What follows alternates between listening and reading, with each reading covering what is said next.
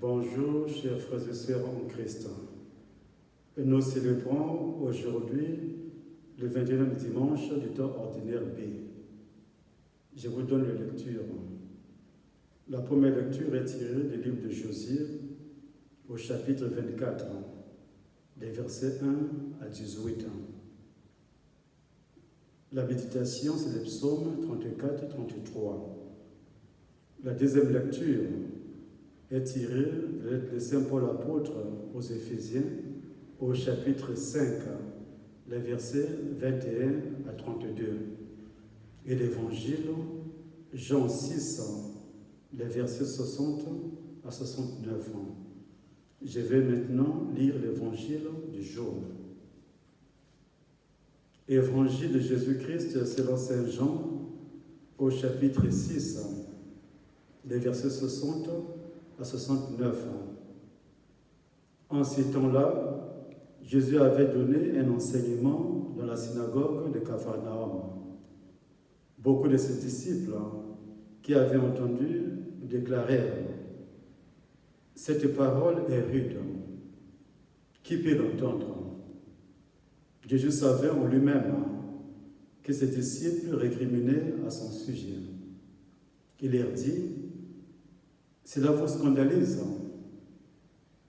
Et quand vous verrez le Fils de l'homme monter là où il était auparavant, c'est l'Esprit qui fait vivre. La chair n'est capable de rien. Les paroles que je vous ai dites sont esprit et elles sont vie. Mais il y en a parmi vous qui ne croient pas. » Jésus savait en effet, depuis le commencement, quels étaient ceux qui ne croyaient pas et qui était celui qui le livrait. Il ajouta, « Voilà pourquoi je vous ai dit que personne ne peut venir à moi si cela ne lui est pas donné par le Père. » À partir de ce moment, beaucoup de ses disciples s'en retournèrent et cessèrent de l'accompagner. Alors Jésus dit aux 12, « Voulez-vous partir, vous aussi ?» Simon-Pierre lui répondit, « Seigneur, à qui irions-nous? Tu as les paroles de la vie éternelle.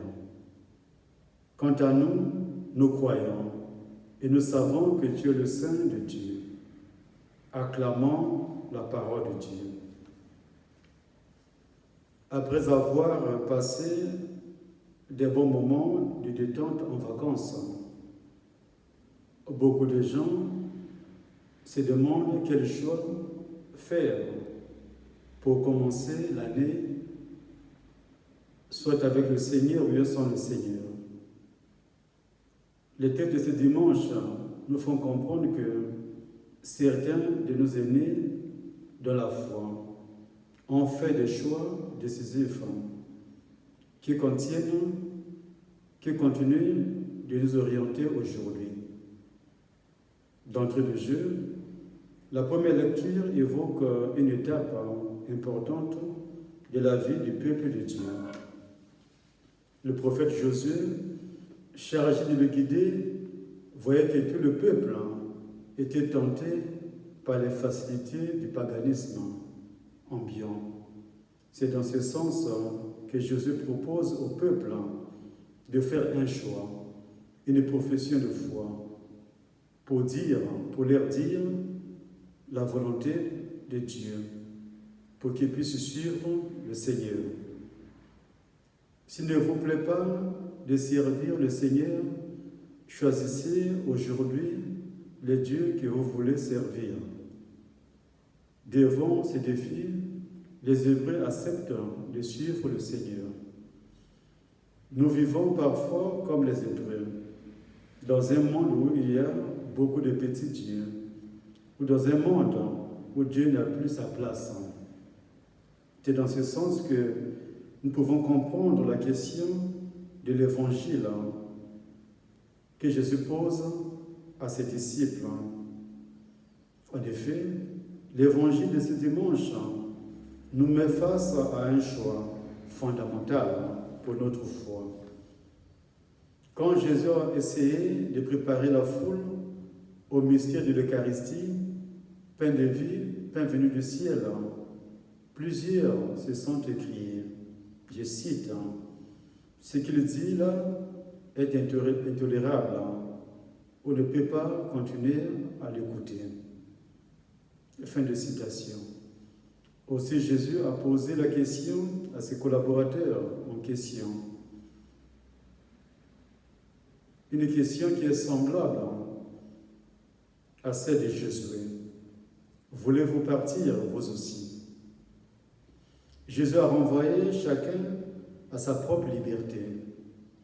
Et Pierre, au nom de tous les disciples, a décidé de continuer à suivre le Fils de l'homme. Seigneur, vers qui pourrions-nous aller? Tu as les paroles de la vie éternelle. En entendant la réponse des apôtres par la bouche de Pierre, Jésus a voulu souligner que l'Esprit Saint n'était pas pour rien, envoyé par le Père pour conseiller son disciple. Personne ne peut venir à moi si cela ne lui est pas donné par le Père, dit-il. Cela revient à dire que toute réponse, tout choix de la foi, c'est une réponse, le fruit d'un dialogue entre Dieu et nous. Nous pouvons comprendre que la foi, c'est une question d'amour, de fidélité envers Dieu. Déjà, Saint Paul nous montre que cette unité qui fonde le couple chrétien bien sûr, est enracinée dans la fidélité, dans l'alliance du Christ lui-même vis-à-vis du couple. Demandons au Seigneur en ce dimanche qu'il nous bénisse et qui veille sur nous, qu'il nous donne la capacité de comprendre ses paroles et surtout de les mettre en application. Amen.